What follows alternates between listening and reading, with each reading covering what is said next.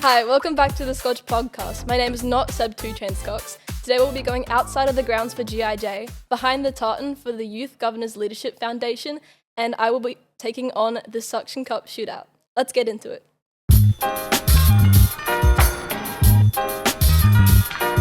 Ripley. Grace. I'm Eleanor. Yes. Cool. What's been one of your highlights of GIJ so far? Probably the snacks. Snacks are good. Performing on stage, definitely. Just being down in Mount Gambier, it's pretty fun. I've loved getting to stay in a room with all my friends. It's so much fun. I think my highlight so far has just been getting to really just experience it all because this was my first GIJ ever, so I'm really enjoying it so far. I really enjoyed the vocal jazz performance as well. That was my favourite. We got a lodge too, and also vocal jazz was really fun. And what are you most looking forward to? Probably the concert tonight. Just looking at watching everyone and just looking at the concerts and having a good time. I'm excited for the concert tonight. It'll be pretty good. Probably just watching everyone else as well. I'm really looking forward to the concert tonight. We're seeing Tower of Power. I'm excited to win! Yep, Let's hope so. absolutely. Jess, you have something you're looking forward to? Sleep. I think she's doing that right now. Welcome back to Behind the Tartan. I have two guests with me. They both are in McGregor, both play footy together, and both have two cats. Today I have with me Mary and Lilla. What is the Youth Governor Leadership Foundation? So the Youth Governors Leadership Foundation is a branch off of the Leadership Institute of SA. There's the Governors Leadership Foundation, and then there's the youth version of it, which started in 2021. And Mary and I and Ruby have actually all taken part in it. So I'm doing it in 2026, Mary did it in 2025, and Ruby did it in 2024. Could you tell us a little bit about your project and what sustainable goal you chose to work towards? Yeah, so I did gender equality. I think you did too, Ruby. But I was with a group of 4 girls, all in the same year as me, and we went into junior schools and we talked about what gender equality was, what it looked like in the classroom. We played a game. A lot of them didn't actually know what gender equality actually was, so we gave them definitions that were simple and understandable for children of their age, and you could see their understanding grow as we did the game, and it really showed.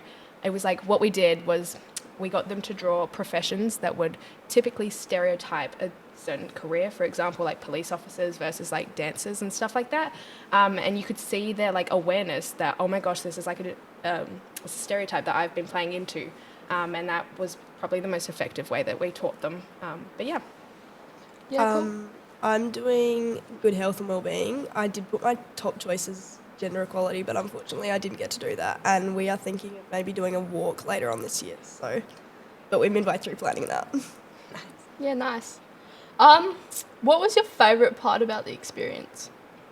I would probably say my team. So I had the best team, Lily, Annabelle and Jess. They were amazing. We had so many growing experiences together because we learnt so much about ourselves in the process, which was probably one of my highlights of the experience as well, learning about yourself. But yeah, I would say my team because I grew so many great friendships, especially on the camp that Lilla just attended. So we've got our group chat going still. So my team and the people that I met on the experience are probably the best bit.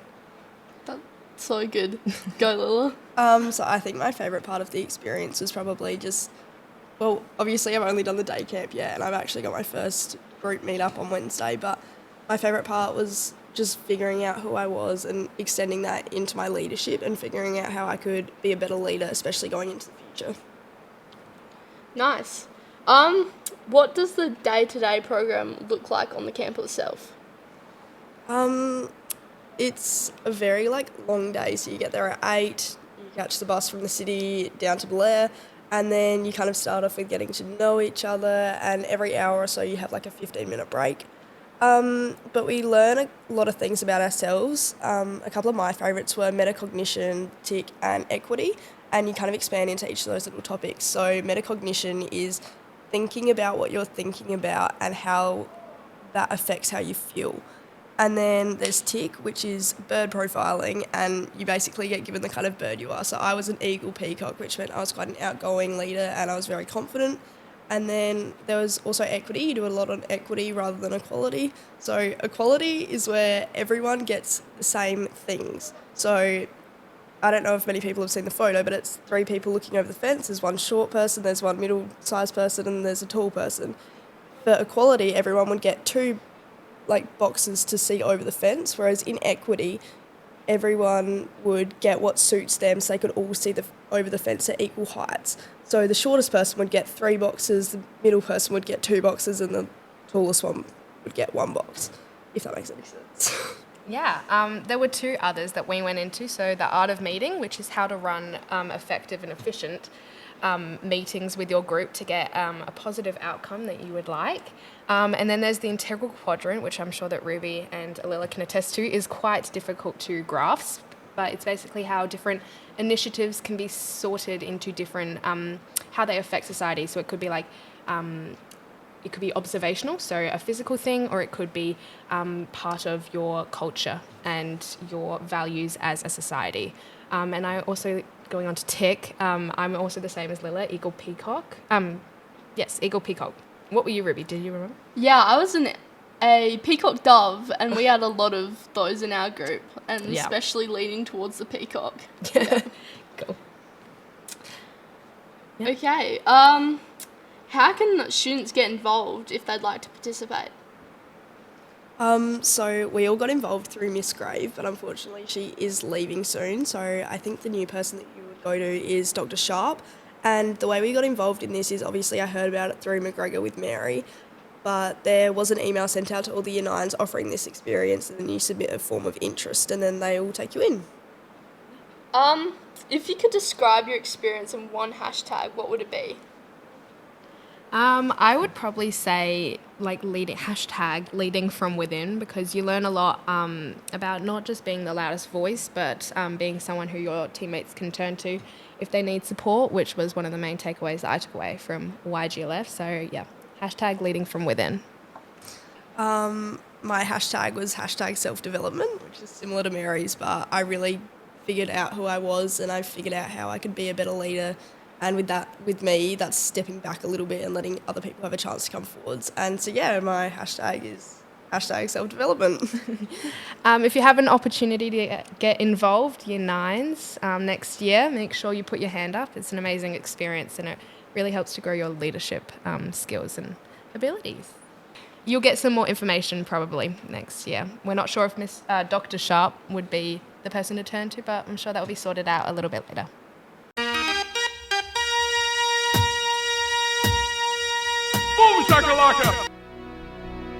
Hi, I'm Florence. I don't play sports and I'm about to attempt the Suction Cup Shootout.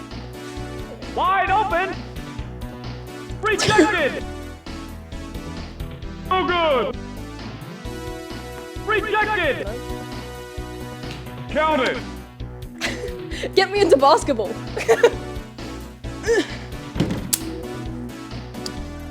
It's too long for the ruler. That's a solid, 16 centimeters.